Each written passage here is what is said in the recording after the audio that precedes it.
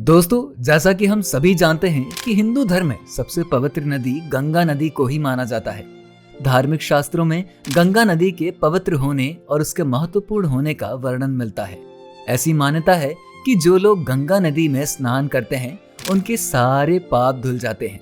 लेकिन क्या कभी आपके मन में ये सवाल आया है कि आखिर ऐसा क्यों कहा जाता है? क्या सच में गंगा स्नान करने से मनुष्य के सारे पाप धुल जाते हैं? अगर आप भी इसके पीछे छुपे हुए रहस्य के बारे में जानना चाहते हैं तो वीडियो के अंत तक बने रहिएगा। तो चलिए बिना किसी देरी के शुरू करते हैं आज की इस खास वीडियो को। कहा जाता है कि गंगा स्नान करने से मनुष्य के सारे पाप धुल जाते हैं। इसके पीछे एक पौराणिक कथा है जिसके बारे में बताया जाता है कि एक बार माता पार्वती और भगवान शिव घूमते हुए गंगा के तट पर पहुंचे, जहां माता पार्वती ने देखा कि हजारों लोग गंगा स्नान कर रहे हैं। लेकिन स्नान करने के बाद जब वापस आ रहे हैं तब उनमें से किसी के भी चेहरे पर खुशी नहीं होती। ये देखकर माता पार्वती काफी ज्यादा चिंतित हो जाती हैं।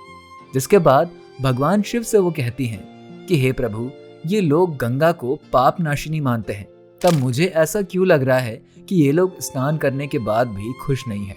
ऐसा लग रहा है मानो गंगा स्नान करने के बाद भी इनके पाप नहीं उतर रहे हैं। हे प्रभु, क्या अब गंगा नदी पहले के जैसे पवित्र नहीं रही? भगवान शिव माता पार्वती की बात सुनकर कहते हैं कि माता पार्वती, गंगा नदी पहले के जैसे ही पवित्र है, लेकिन जो लोग इसमें डुबकी लगा रहे हैं वो वास्तव में गंगा स्नान कर ही नहीं रहे हैं। तभी माता पार्वती उनकी बात सुनकर काफी ज्यादा आश्चर्यचकित होती हैं कि है महादेव, आपको दिख नहीं रहा है कि सभी लोग नहा धोकर कपड़े भी बदल चुके हैं और उनका बदन अभी तक गीला है। तभी भगवान शिव कहते हैं कि इन्होंने सिर्फ अपने शरीर को पानी से धुला है, ना कि गंगा स्नान किया है। तभी माता पार्वती कहती हैं कि हे प्रभु, मुझे आपकी बात बिल्कुल भी समझ नहीं आ रही है। तो भगवान शिव कहते हैं कि आप परेशान मत हो, मैं आपको कल अच्छे से समझाऊंगा। तभी माता पार्वती और भगवान शिव वहां से चले जाते हैं। अगले दिन भारी बारिश की वजह से गंगा तट पर काफी ज्यादा कीचड़ हो जाता है। तभी भगवान शिव एक बूढ़े और लाचार व्यक्ति का रूप धारण करके उस कीचड़ में जा गिरते हैं और माता पार्वती से कहते हैं कि तुम एक सुंदर युवती का रूप धारण करके आसपास के लोगों से मुझे उठाने के लिए मदद मांगना और कहना कि मेरे असहायक पति कीचड़ में गिर गए हैं, उन्हें उठाने की कोशिश करो।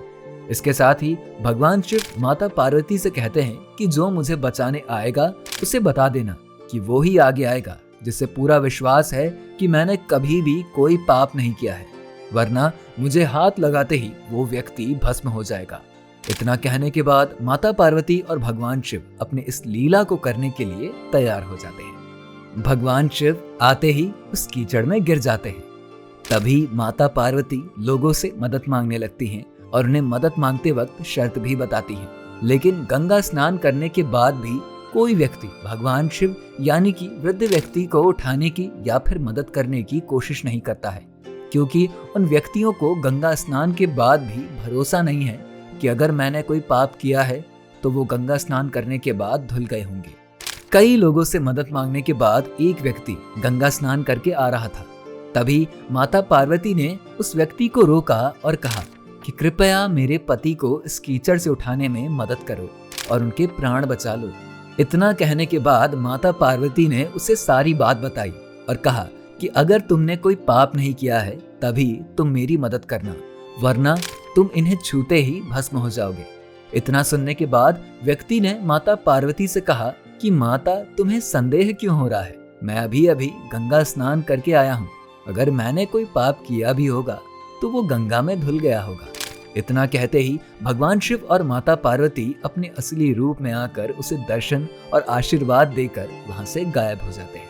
तभी रास्ते में भगवान शिव माता पार्वती से कहते हैं कि देखा, इतने लोगों में से सिर्फ एक ही व्यक्ति ने हमारी मदद करी।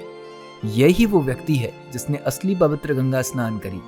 वैसे तो लोग सिर्फ गंगा में जाकर अपने शरीर को धुलते हैं, ना कि अपने सर पर चढ़े हुए पापों को धुलते हैं। अगर कोई व्यक्ति विश्वास के साथ गंगा स्नान करता है तो उसके पूरे के पूरे पाप धुल जाते हैं और इसी वजह से इस गंगा नदी को मोक्षदायिनी के रूप में भी जाना जाता है। वैसे दोस्तों, क्या कभी आपने गंगा स्नान किया है? हमें कमेंट सेक्शन में बताइए। इसके साथ ही वीडियो में दी गई जानकारी अगर आप सभी को पसंद आई हो तो इसे लाइक और शेयर करके हमारे चैनल धर्म मिस्ट्री को सब्सक्राइब जरूर कीजिए।